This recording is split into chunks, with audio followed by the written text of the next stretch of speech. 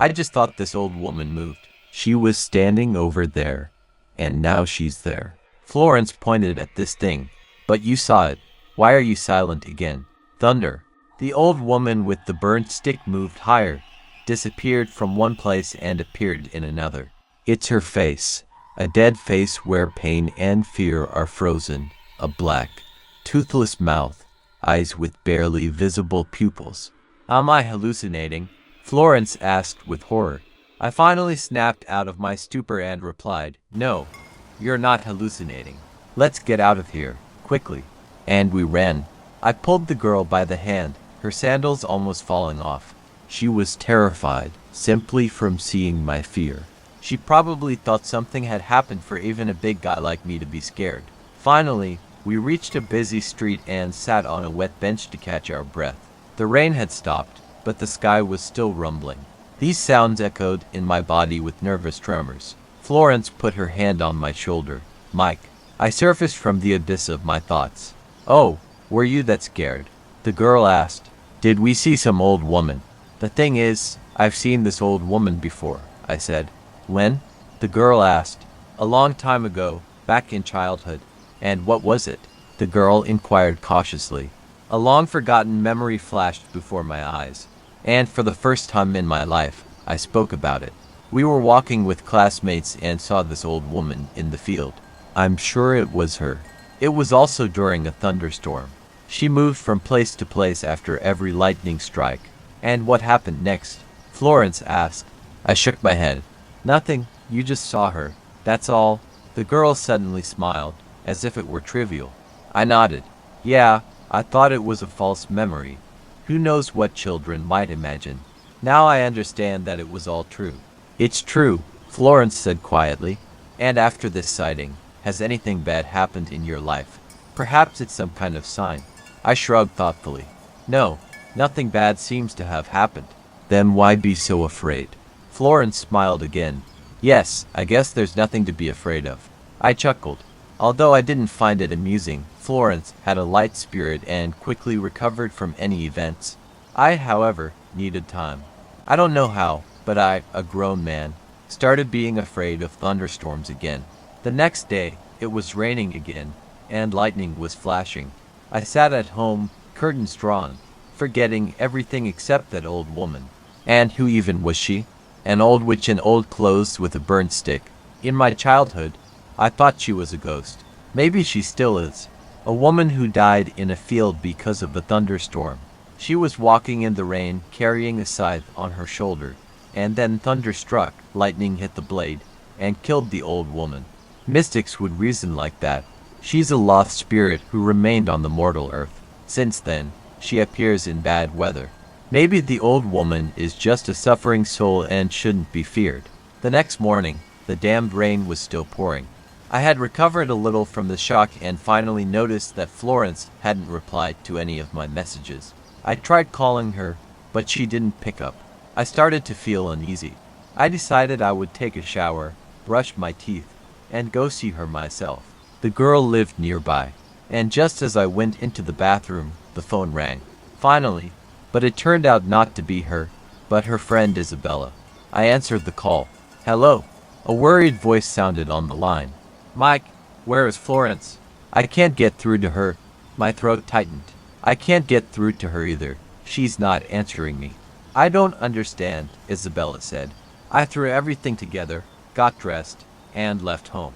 I ran to my girlfriend, ignoring the downpour. Isabella also rushed to her apartment building. We went up to the second floor together. The girl's friend started banging on the door. Florence, are you home? Open up. Quiet, I said, dialing Florence's number. A muffled melody sounded from behind the door. Her phone is in there.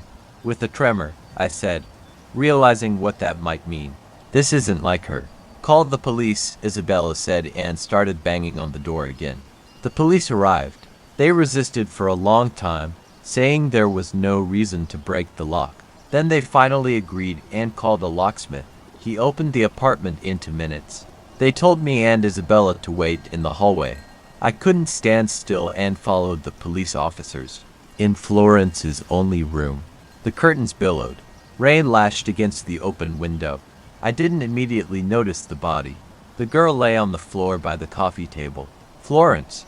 I wanted to rush to her, but I was caught by the arm. What happened to her? She's dead, said the sergeant. I had seen it myself. I just couldn't believe it. The right side of the girl's face was burned to the flesh. Her jaw had shifted to the side. Her eyes were fixed and looked like a doll's. I'm no expert, but I immediately understood that this is what an electric shock looked like. She's dead. Those words echoed endlessly in my head. Dead. The girl I loved was dead, and I hadn't even had time to confess my love to her. It all seemed too much. Death had so disfigured her beautiful face. What a pity that I remembered her like this. The preliminary investigation's version, death by lightning strike.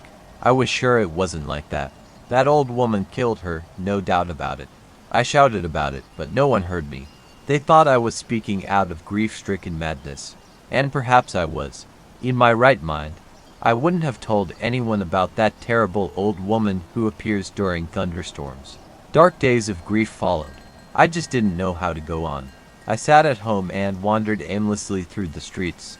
I saw no future. I had to get through this, but how? One evening, rain began to whisper on the street, and then lightning flashed. My dark room was illuminated for a moment by a bluish light.